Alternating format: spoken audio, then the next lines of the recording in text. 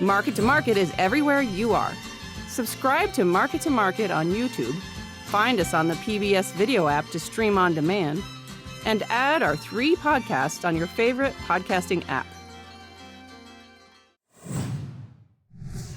Hey, everybody, it's Paul Yeager. This is the MTOM Show podcast, and as I've mentioned in previous episodes recently, we're under renovation, and we continue to make changes, and you're going to notice things. Those of you that watch on YouTube, you will see changes coming. But if you listen only, we should still sound the same. It's all that quality voice that we try to do the DJ work. Well, this week we are going to be talking about cotton, and specifically with Gary Adams. He is president of the U.S. Cotton Trust Protocol and also the National Cotton Council. We're going to talk about both roles, and cotton is the center of both of those discussion points. And the big thing is about sustainability. If you go back a couple of weeks when we talked about sustainability and millennials under 30, under 40, driving a lot of the oat market. A lot of similarities there. We'll discuss that specific point, but we'll also find out about what sustainability means in the cotton industry and a registry that's coming forward. So we always appreciate all of your comments, and what would really mean a lot is if you would tell a friend that you've listened to this podcast. Share with them something they might find interesting, or I really liked this episode. This one, I could do without. I totally get it. Hit me up with feedback. paul.yeager@iowapbs.org. Now, let's get real and talk cotton with Gary Adams. Gary, every week on Market to Market, we have a conversation about commodities, and the one that the I-State people always ask me about is, why do you talk about cotton? Cotton has become a big deal, not just in cotton country. Why is that? Well, I think other commodities look at it, one, because they know when you look at the cotton producing states, there's a competition that goes on for acreage every year, because we know most of our cotton farmers also plant corn and soybeans. So it does draw interest from other commodities because they wonder about, as markets change, as input costs change, what's the shift going to be, or the trade-off's going to be between acreage. And then I would think the other thing too is that we have, over the last 20 years or so, seen cotton acres kind of migrate a little further north than historically we've seen. You know, the Boot Hill of Missouri is a significant cotton producer, and then notably, Kansas acreage has expanded quite a lot, and really along that southern tier of counties. Is that because of price, or what do you think is the biggest factor in changing some acres from what maybe used to be soybeans or wheat to cotton? I think a couple of things come into play. One is some of the new varieties that have come to the market are a little bit shorter season. So for those areas that do not have as long a growing season as you might find further to the south, they found that cotton can work. I think also in some of what might be a little bit drier climate, or maybe there's not as much irrigation available, cotton will typically do well because it's a fairly drought tolerant crop. And you have a dual hat role in our discussion here. We're going to talk about the U.S. Cotton Trust Protocol, but you're also the CEO of the National Cotton Council.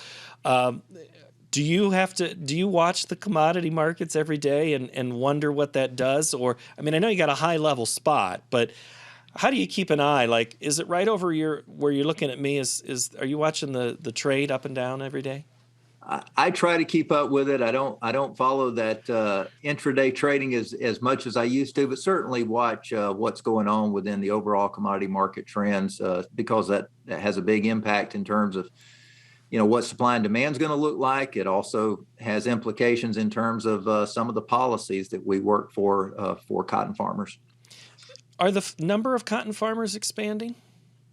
They've been relatively stable. If you look at the last couple of census of ags that's come out from USDA, we've got approximately about 16,500 cotton farms in the United States. Most of those are in 17 states that stretch from Virginia to California.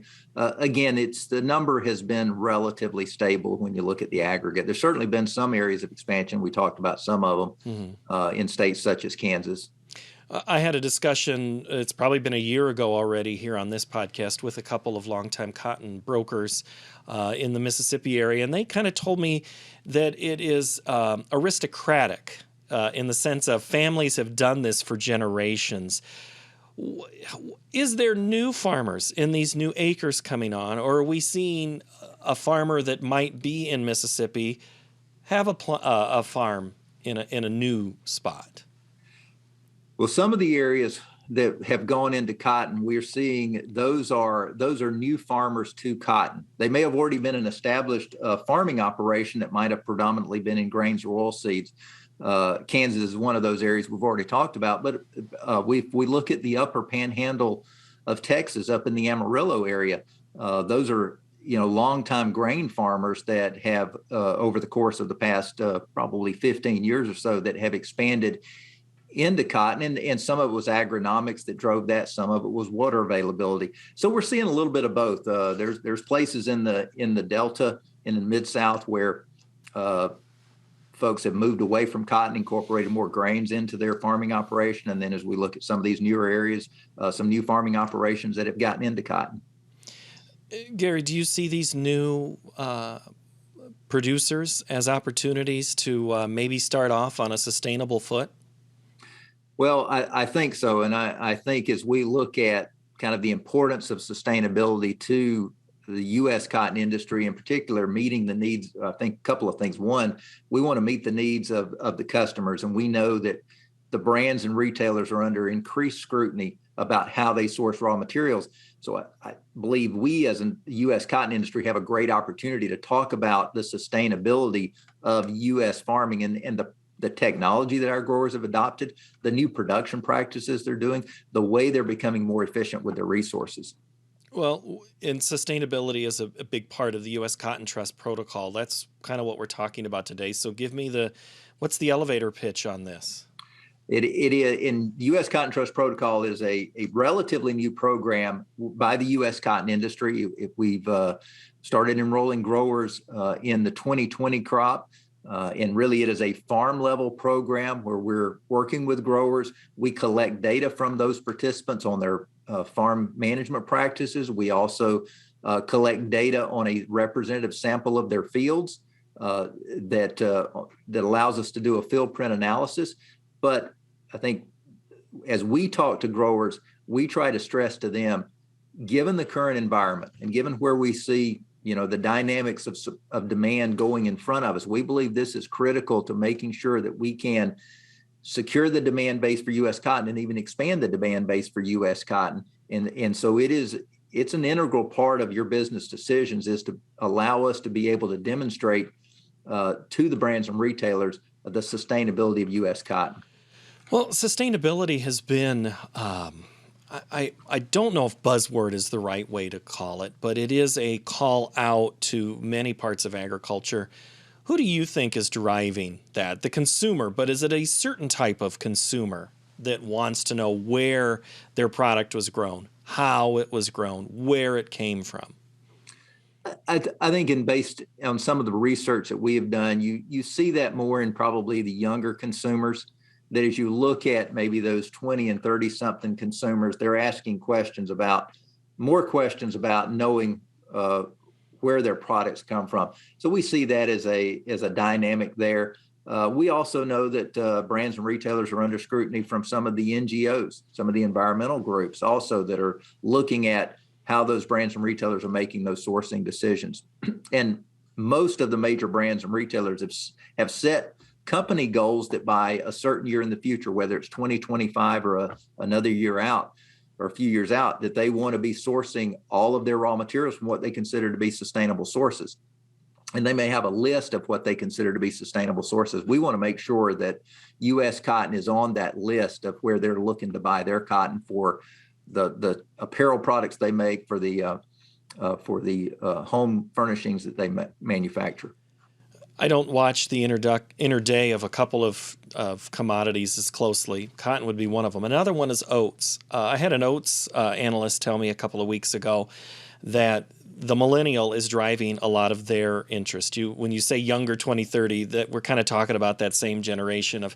Is there any correlation, do you think, between your two commodities? I mean, I don't know if they move in concert with one another. I don't study it enough to know if they do, but Is there any parallels that you see of that younger consumer driving your two industries? I think you can even be broader than just our two industries. I think it probably holds true for agriculture in general. And whether you look at livestock products, whether you look at crop products, I think we're all facing that same type of consumer base that's asking those questions. And I believe we have, as U.S. cotton farmers or as U.S. agriculture, we have a great opportunity with the data that we're collecting.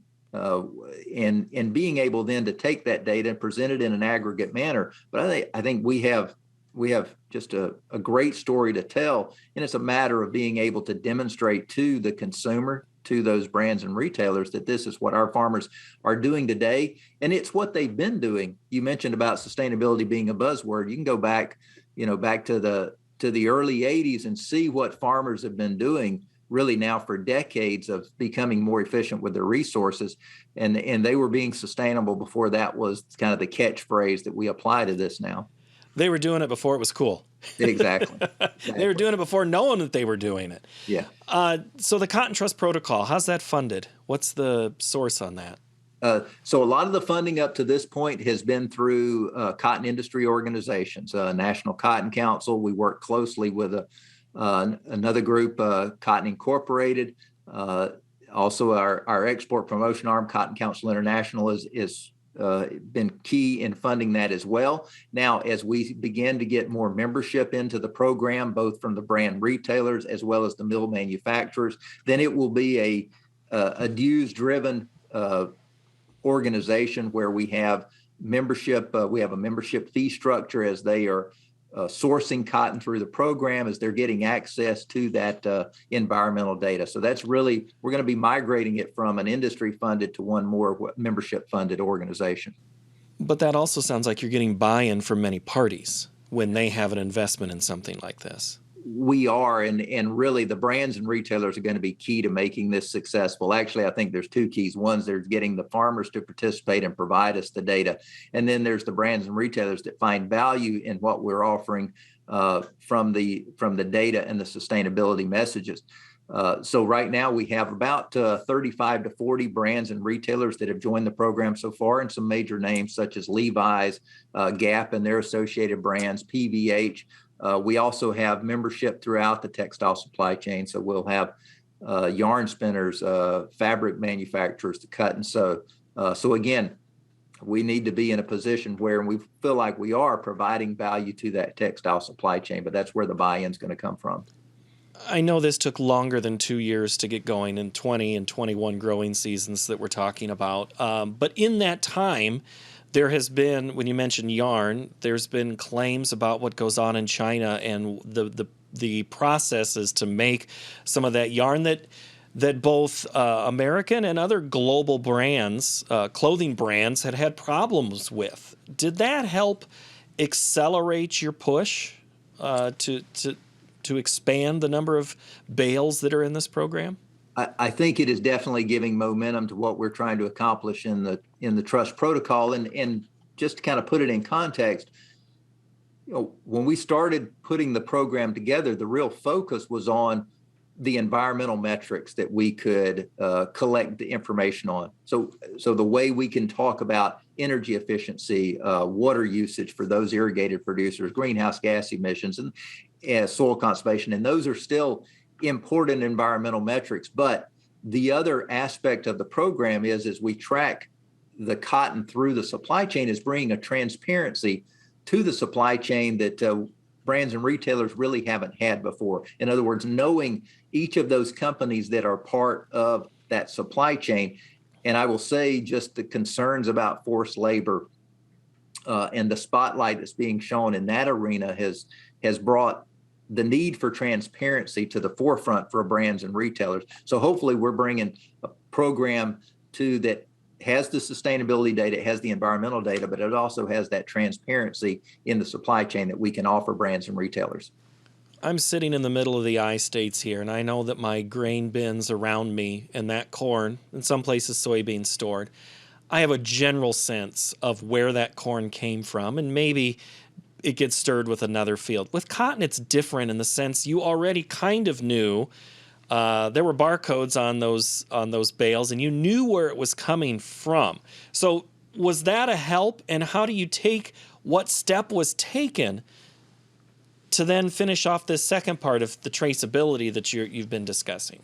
Yeah, that's a great question and a great point. And we do, within the U.S. cotton industry, we had an advantage because of the system that we have with the U.S. Department of Agriculture, where they grade every bale of cotton. So in a typical year, we'll produce about 18 million bales of cotton. That's each bale's approximately 500 pounds. Each bale is sampled, and the quality characteristics are determined, and there's a permanent bale identification number attached to that bale. So we know each of those individual bales. Now, the challenge can be when it gets into the textile supply chain, and it goes to the yarn manufacturer, and then it goes further. Then it can be blended, whether it be with cottons from other countries, whether it be with man-made fibers such as polyester.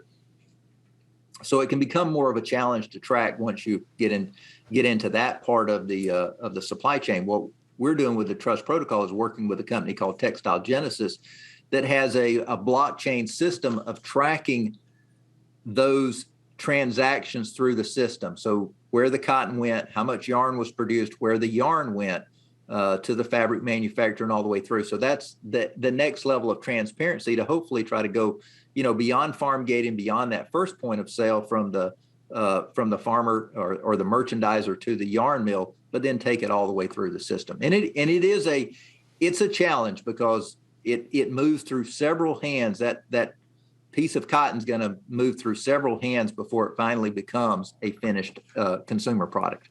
Well, I was going to ask, do you have, where's the pushback on that? Because that just sounds like another level or layer, but maybe not everybody has to be involved on those layers. Is there a clearinghouse of some kind? I mean, I think you mentioned that, but I just want to make sure I get that point correct.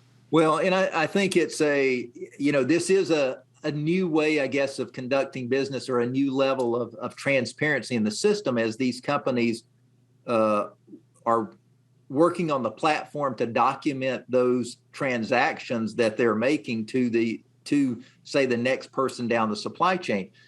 So that's not something they've typically had to do in the past. I guess I would say, though, that just, again, kind of going back to the pressures that are out there on the brands and retailers, and that those demands for transparency that we're hearing from the consumers, it just becomes the business climate that we're operating in today. So businesses are adjusting. I think what's important is to figure out a system that hopefully can be scaled and that can, be managed with as little burden as possible on those manufacturers to be able to provide that necessary data. I think I have it written down that you had about 950,000 bales, or is that the goal? Tell me about kind of where we're at for numbers here. Okay, and where we were in off the 2020 harvest was approximately 300 cotton producers that completed all the requirements. Their harvest was approximately 950,000 bales, so that was from last year's crop. Where we're working toward for 2021 is to hopefully get that 300 producers up to 750 producers. So more than double the number of participants. And then what we hope to see once this harvest is finished up and we know how many bales are produced, we'd like to get that up to about 3 million bales of production in the program. And again, we're working to get those growers enrolled. We'll be continuing to do that over the next 2 or 3 months, but that's the objective of what we'd like to see coming out of the 2021 harvest. Let's stick with numbers as well. You have 6 metrics, and you've covered a couple of them. I think it's something to do with land use and soil loss and carbon loss. Do I have those numbers of those metrics that you're trying to also benefiting from here in the U.S. Cotton Trust Protocol? Yeah, that is good point. One of the projects that we did as an industry was to look at, just some overall 10-year goals for key environmental metrics. And you mentioned there are 6 of them. That is soil conservation, soil carbon index, water irrigation, energy efficiency, greenhouse gas emissions, Not sure if I missed one or not. I think maybe we've got them, and land productivity are the sixth. One of the things we did as an industry, we looked at that track record that we've had from 1980 through 2015. And that track record is documented by a sustainability alliance known as Field to Market. And they've been in existence now for about 10 to 12 years. Cotton industry has been an active member since the inception. But they calculated, the efficiency of resource use by cotton producers. They do it for other commodities as well. And so what we had that track record from 1980 to 2015 that showed how we had become more efficient with our resources. We as an industry brought our scientists together and we looked at, okay, between 2015 and 2025, what would be some objectives for continuing to shrink that environmental footprint, in terms of, for example, reducing greenhouse gas emissions by another 39%. That was one of those numerical targets that we're striving for as an industry. And we'll know where we stand relative to those targets once Field to Market completes calculations and we get to 2025. I think how that ties back to the U.S. Cotton Trust Protocol is to say, the Trust Protocol is a program that allows us to engage directly with growers. They can put their data in that gives them feedback on what their specific environmental metrics look like on that field. Hopefully it identifies ways and opportunities for continuous improvement. And then collectively participating in the program can hopefully drive us as an industry toward those targets that we've set. So that's a little bit how that links together. We've established some overarching targets. Now we're working with growers through the Trust Protocol to help us as an industry get to those objectives. You bring up 2 points there I want to get to. One will be water. We'll discuss that in a moment. I want to look at, I guess, Big Brother that's looking at data, Gary, and there's a concern from some people of large firms that are trying to gather a lot of farm-level data and how that can either be used, it's talked about used, but there's two uses of the word use, and some see nefarious someone knows how the market is that can affect what price may come out or what type of product might be. That's also good farm research to know what's hot and what is the best place to sell your product. But there's also that concern from people who think, well, if they know what it is, they're going to artificially jack up or lower or cut. How do you balance those two sides of that debate? Well, and we do get a lot of questions from growers as they're looking at participation in this program, because there are concerns, and rightly so, about who has access to data and how that data is going to be used. We have a data privacy agreement with our growers when they choose to provide that information to us. We have certain ways that data will and will not be used. We'll only talk about it in aggregate. We're only looking at the information in terms of how we can calculate those environmental metrics. We don't collect anything on cost data, so we avoid any of that type of information. And so really our commitment to the grower is we're only going to talk about your data in an aggregate format. It's only going to be used to really focus on those environmental metrics that we can convey to the brands and retailers. But yes, fully understand that growers are concerned always about how that information and data can be used against them in some cases. Let's get back to water now. I think in California, where the almond trees in the Central Valley of an area where the water droplet is important, and you're seeing things get ripped out. Is there any possibility? I mean, cotton is a product that doesn't always need as much water as other products. It still needs water. It's not just it's not grown in a desert. But do you see any opportunity for expanding cotton into areas that you normally haven't been because of the water debate? Well, and first on California, that's a challenging situation in terms of water availability, and unfortunately in 2021 we saw, with some of the water allocations or lack of allocations, that cotton acres fell to some of the lowest levels in California that we've seen in quite a number of years. I do think in some areas, and we've touched on this a little bit, where perhaps the water allocation is not as great as it would have been in the past, that growers are looking at cotton as an alternative. And I think that's one of the reasons why we've seen some of those acres, say in the upper panhandle of Texas, move into cotton, is that was traditionally more of corn country. And if there wasn't going to be as much water availability, you can typically get by with a little less water on cotton. It will be a bit more drought resistant or drought tolerant. So I do think there's been some opportunities there. I think also one of the things that's been interesting that we've seen from our producers is how they have tried to be as efficient as possible with the use of their water, whether that be changing, the types of nozzles that are on their center pivots, things like that, and just really trying to work to get as much productivity and value out of every drop of water that they can. And that is something that all farmers are going to have to deal with as we move forward, is the water debate. I keep hearing, we just are coming off the Thanksgiving holiday, and, you're with family when they start talking about, the biggest issue is water. I'm like, yes, I'm aware. Water is a very big issue, and that's something to be discussed. Cotton industry as a whole, what would you say if you had to grade it right now? Where are you standing? Well, industry as a whole, certainly prices are at the highest level they've been in about a decade.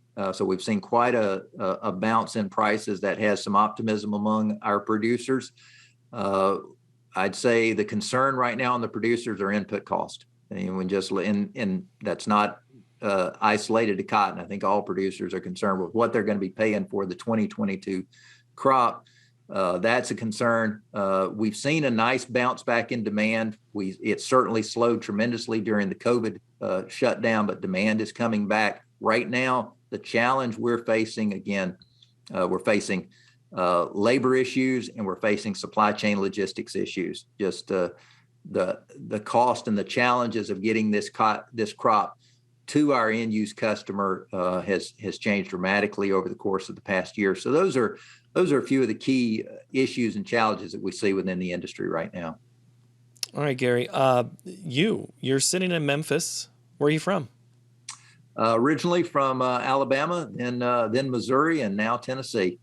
And always with cotton, or what other groups have you worked with? Well, I was with the University of Missouri for a number of years with the Food and Ag Policy Research Institute, so did quite a bit of crops work with them. Cotton was one of the commodities that I worked on, but for the last, 18 years, I've been with the National Cotton Council, so focused specifically on cotton.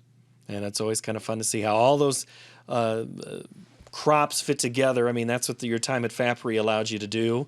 Yeah. But also understanding there in Memphis, where you're sitting, is always a good spot to kind of figure out where you stand as well. And you're right in the heart of where everybody's growing it too.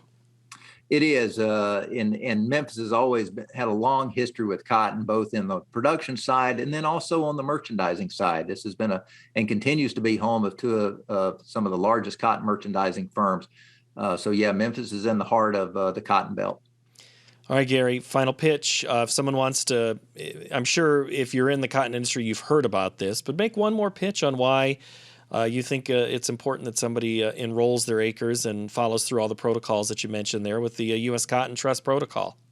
Well, we do think it's important for producers to participate. We want to be able to provide them feedback, hopefully, new information that they haven't previously had access to. I think it also gives us the data to allow us to do a better job to convey to the brands and retailers that U.S. cotton is the cotton that they should be buying.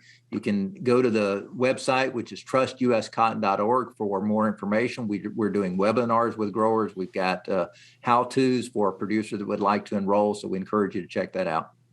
Gary Adams, thank you so very much for your time. I appreciate it. All right. Thank you. Enjoyed it. My thanks to Gary Adams on this installment of the MTOM Show podcast, which is a production of Iowa PBS and the Market to Market TV show. If you had feedback for us, you can send us an email, markettomarket@iowapbs.org.